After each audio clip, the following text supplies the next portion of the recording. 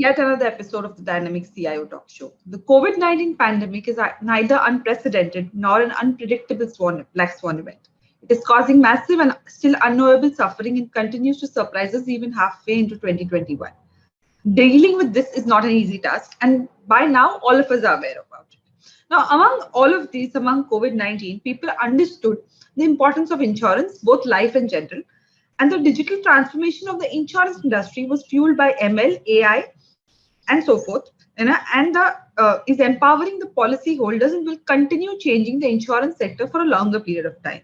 Now, according to PwC's 22nd annual global CEO survey, the insurance companies are more receptive to the technological changes in the recent times. Adapting to the changing technological advances in the current global scenario is inevitable and has become necessary for the insurance companies to keep up pace in the VUCA world.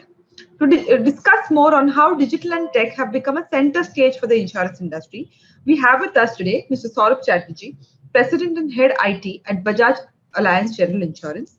He is also responsible for digital strategy and delivering innovative solutions for the company. He also handles web sales and oversees travel channel for the company. He dons the hat of digital technology head as well as the business head handling P&L. Welcome to the show, sir. Hope all safe with you.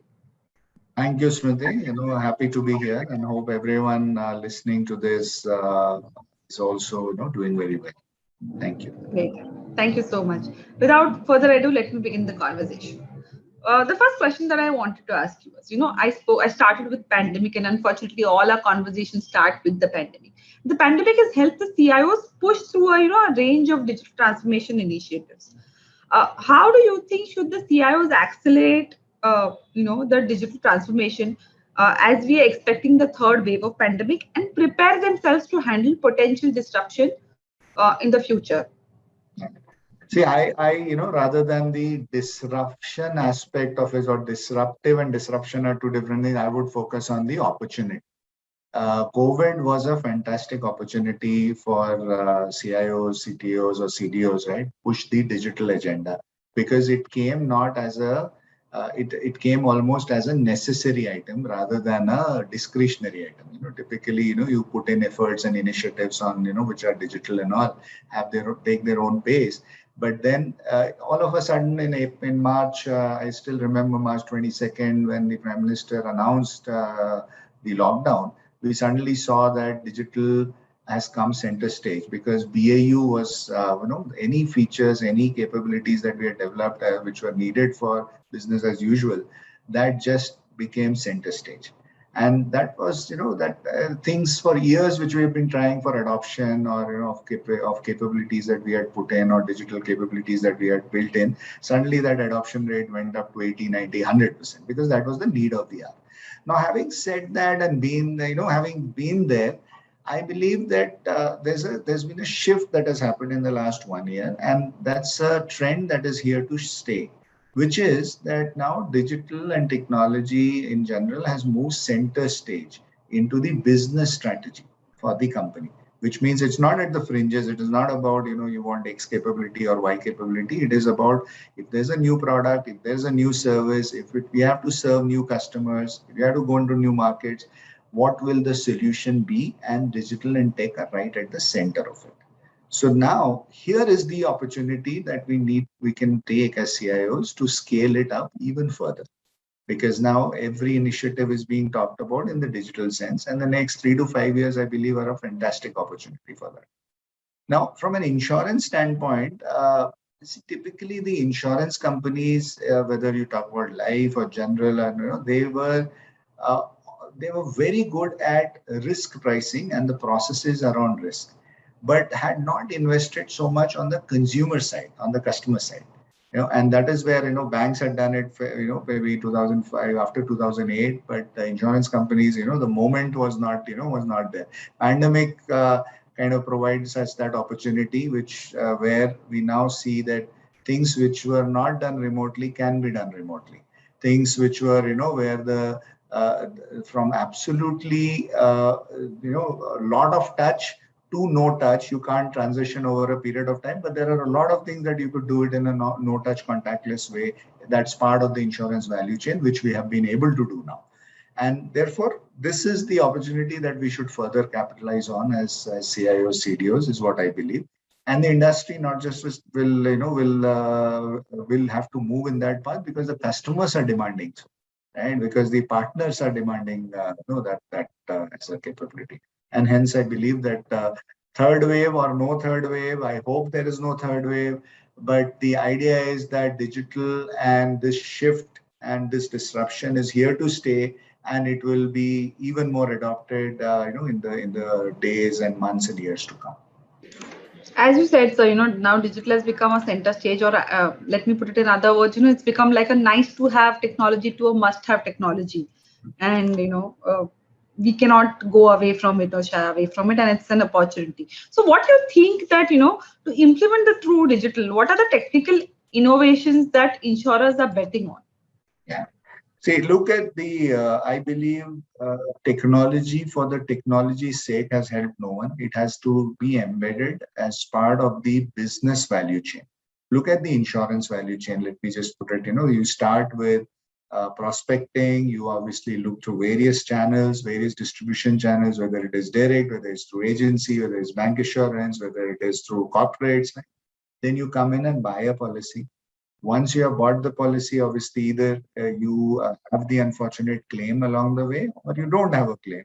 Then next year again you have a renewal event that is there. So there is a buying process, then there is a servicing process, and there is obviously a lot of other back-end processes that we as insurers do.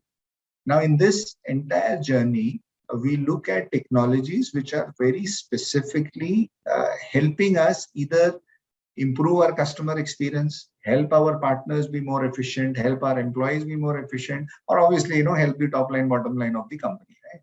These are so we look at any tech has to make sense from the value chain standpoint. Now let's look at which technologies, right? Right up front, anything that is straight through, any technology which is helping us get the customer to do things on their own time, anytime, anywhere, right? Those kind of technologies have really helped us streamline the front-end process, whether it's the customer acquisition, whether it is the partner onboarding, etc. This is where things like, I'll tell a very simple example, our AI ML enabled bot, right, which we worked with a startup, that which started off as a small project. Today, my 70-80% of my customer service footprint happens through that technology, and that's scaled up really, really well, and we're very proud of that. Obviously behind the scenes, a lot of complexity we encapsulate, and we don't let it come out. But then the idea is anytime, anywhere access, right? As an insurer, right? That's right up front. The next set of technologies is, along in the entire value chain, fraud is a very big angle for the insurance companies, and therefore technologies like AI and ML, and even our investments on big data and what we have done with our data lake, that comes in very handy, because for every 100 customers where there may be those handful of 4 or 5 people who may actually are more prone to fraud, but why should the remaining 95 suffer in terms of a clunky process or non-straight through kind of claims process and all? This is where the tech, which is more on the data and the AI ML, the insights that we have generated or the models that we have created, right? Whether it is the propensity models, or whether it is some of the other models that we have created, those have come in very handy. The third thing is from a tech standpoint is my entire value chain, instead of on-prem, we've been one of the first movers of taking our core policy admin platform on a public cloud. And there the cloud technologies, irrespective of the cloud service provider, whatever the names we say, that has brought in a sort of a culture which is a variable cost model culture. See, it's very important in the time of pandemic, right? You will increase cost, you will decrease cost, you will, the variability, and depending on the demand, right? Can you go up and down? Whether it is the provisioning of the infrastructure or whether it is culturally bringing in that whole aspect of variable cost, right? One business may be doing corona insurance while it is a loss, but the industry is bleeding because of the losses that we are making, but it is the need of the hour. It was the need of the hour, right? During that time. And industry stood up to that, and then we delivered on that. Now, but the same product may not be the need of the hour, say now, or maybe a year from now, when we are when beyond, we are hopefully we are beyond all the waves, right? It may be there in some shape or form, but it's not that.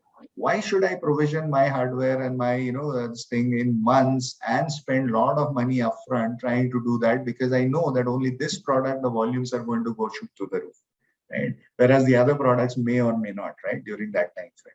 So having an on-demand kind of a culture, where this is as cloud as a technology, right, as and finally, I think beyond everything, the thing that keeps me awake at night is cybersecurity and all technologies around cybersecurity, because that's one thing that, as part of BFSI, right, we all need to be constantly, I would say, building security as a design, right, into our architecture, rather than as an afterthought, given the risk and the threat perception out there. So these are 3-4 technologies which have helped us, and which are where we are building on further as well.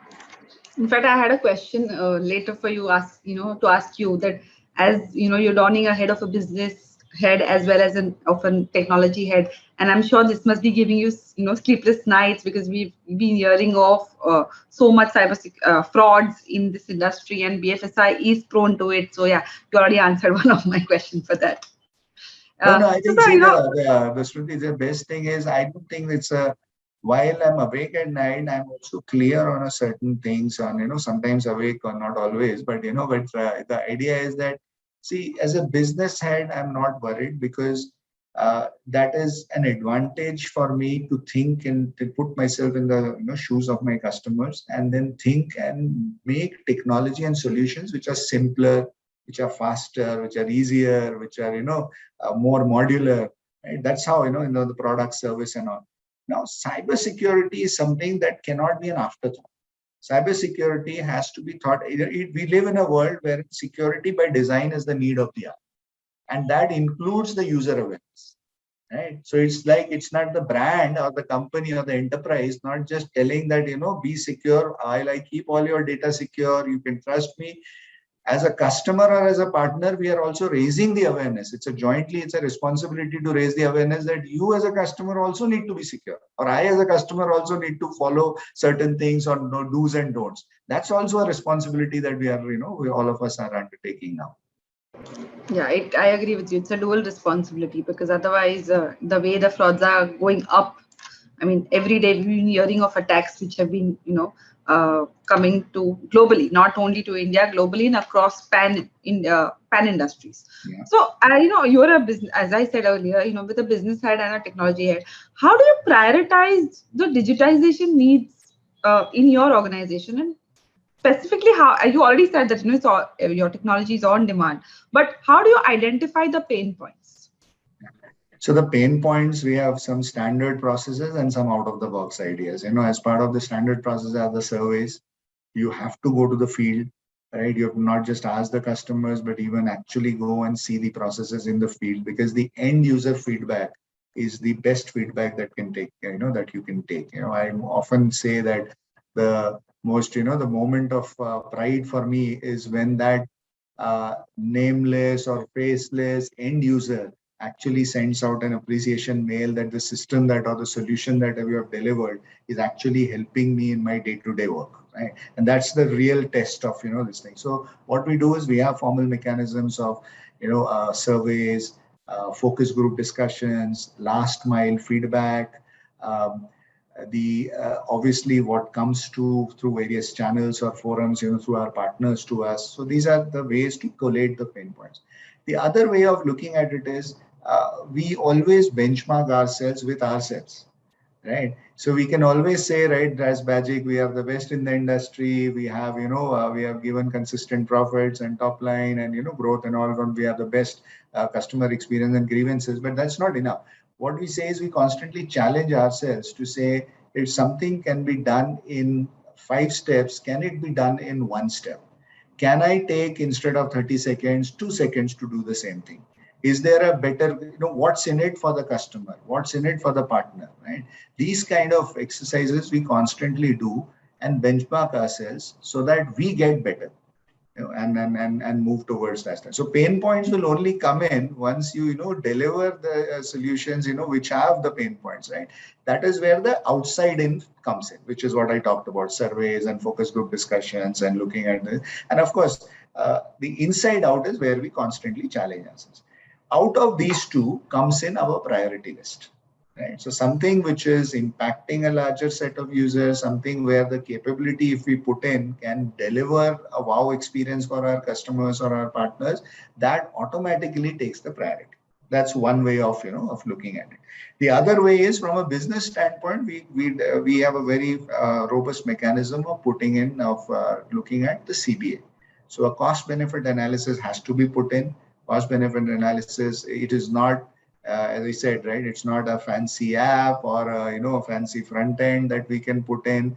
It ultimately it has to deliver both from a capability and usage standpoint, as well as it has to deliver some metrics and numbers which helps us with tie with the business metrics. So we have a CBA mechanism.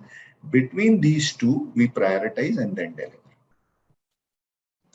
So moving a little, from what you said, the way you very clearly you have your prioritization and your pain points, the way you want to do it. Now, when the pandemic actually struck, we all spoke about the frontline workers, the hospitals, etc. What happened at the back end was that all the people who unfortunately had to go, and I am one of the I'm very loyal Bajik customer, so and I've been the part of this, especially in this pandemic. So I understand where you're coming from. But, insurance sector per se, life in general, was one of those sectors which was the need of the hour at that time. And you had to have a system in place, people in place, wherein they could not say that because the pandemic has struck, we cannot process your claim, we cannot go this. So, taking care of your employees also was your priority, right? How did you manage, the business need of so many claims, the spurt in the claims versus taking care of the employees and the on-ground field? Yeah. No, that's a very good question. Thank you for being a Bajik customer. So that's very good to know. Look, see, for us, it is not a either or question. We had it was very clear that as a customer-focused company and as with the Bajik both the brand and the care that that's part of our DNA, we had to do both. Right? There's no way that you could do either or. We have to take care of our employees and we have to take care of our customers and we have to take care of our partners. So when the pandemic started, there were certain good things which were there. See, 2 weeks before the pandemic, we had already done work from home drills, massive work from home drills, right? Where we had invested in technologies like, O365, Microsoft Teams, right? Many of our applications were already web enabled, right? So it was easy to, easily put them after the security testing, we were able to put it outside the firewall so that irrespective of where you are, you will be still able to access the company and its assets. That holds true for the company, for the employees, for the partners, and for the customers. One thing which we saw, issues was suddenly call center where people were there, right? All those individuals went back to their hometowns, right? So suddenly the call center and that obviously impacts the customer service, right? Because now when you're calling, you have to respond back, right? That is where our automated tools came in picture. But there was that slight period of time wherein we had to make sure that suddenly people are used to talking to a bot rather than a person, right? And that was a transition for us. Next, we wanted to make sure that for all our employees, all our assets, even on a call center, are accessible, right? Through internet telephony, through others, because there are security aspects also, privacy concerns also. So we made sure that we quickly, got that part done. So investments that were done 18 months back or 12 months back, where I had to prepare a long CBA, suddenly, right, everyone was coming and asking me that, what else do you need? Right, because that was the need of that, and we were able to successfully navigate that. In fact, Within that quarter itself, almost as I mentioned, right, 80 to 90% was my digital footprint, which means every customer service request that was coming in, almost 80-85% was getting handled through, these bots, or were handling directly, through these digital assets that we had created. A lot of app usage also went in. So self-service, many customers and agents went through the self-service. The good thing that happened was, this also gave a boost to a lot more other capabilities. So as an organization, as a large insurance organization, you can think of as, we have 74 million customers, right? There are 200 plus, banks. You can talk about millions of policies that we are underwriting, right? And similarly, millions of claims we are servicing, right? So the volumes are huge. However, every feature is not available as a self-service mode, right? So this also gave a boost to us pushing for those capabilities being available at every point of sale and every point of service as a self-service. And a very case in point is the agent licensing. I'll just give that for example of agent licensing. Agent licensing used to be a very offline driven process, right? Because there is the IID exam, you have to study, you have to submit your papers, it was a very offline centric process. We were able to bring that entire thing completely online, right? So submission of the papers, getting your Aadhaar or background KYC check done, none of these are in standalone, very, absolutely like rocket science features. But they were not put together by anyone, in a short period of time. And we were able to do that in an app. And we saw that, now around, half of our agency licensing, even when things have come back, right? People continue to use that mode, right? As a list. Now, on the employee side, we were very clear. This was that we have to take care of our employees, and in fact, we are very proud to talk about our Saving Lives project. I don't know whether that has been heard by by our audience as well, but there's a technology component to that. I was very proud to lead that Saving Lives project, wherein during the wave 2, we not just got concentrators, oxygen concentrators in various cities in India for our own employees and their dependents. We actually got 17 fully fitted ambulances, advanced life support ambulances, that we donated to hospitals, and this is free for our employees and their loved ones on call available. However, we tied all this using technology in an app which we call our One Employee app. And there, if you can request for the ambulance, you can look at where the ambulance is, you can request for oxygen concentrator, you can find out what beds are available in which hospital, which are oxygen beds or not oxygen beds. You can look for food, you want to take, so it's almost like a peer-to-peer community that we created on our One Employee using technology. And this came in, immediately, helped us. So here there was we are talking about the digital, technology coming together along with assets for the benefit of our employees and our, partners and our customers. And of course, the vaccination and all, because even for vaccination, we have a fully integrated a website and our own portal, which is fully integrated with CoWIN, right? So we organized for the vaccination in our offices, right? So, Bajaj Allianz House, we got special permissions from the local municipal corporation to organize that. And if you use our portal, then automatically the status gets updated through CoWIN. Right? So we created those solutions, those interventions, and these were done very passionately in a very short period of time.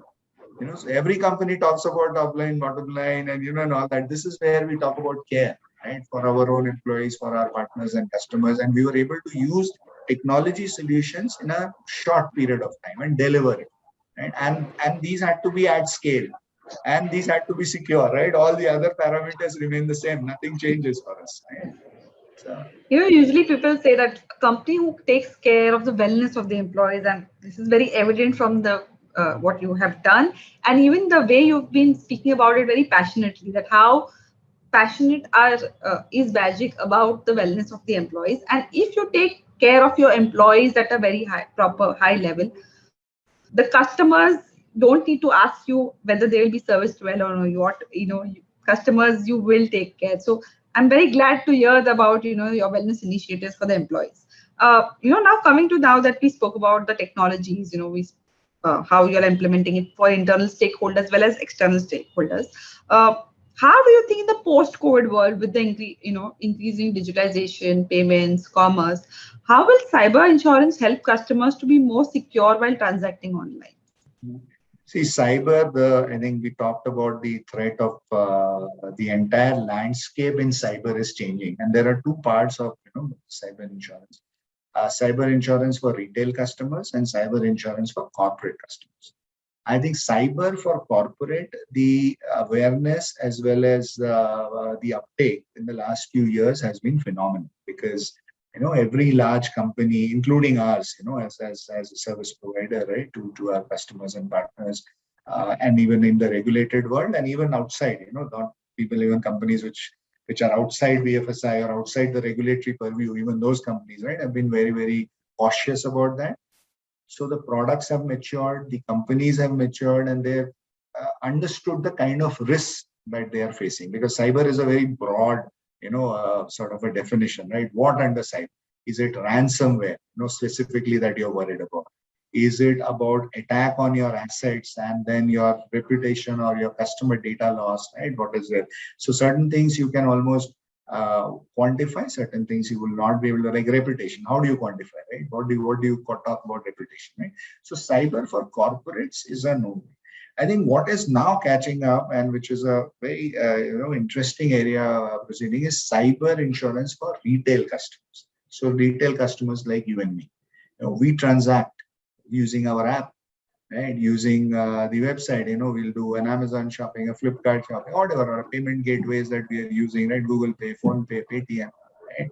What happens if we get caught into some inadvertence where there is a loss of money, there's a loss of data, there's a loss of personal data and information from the asset.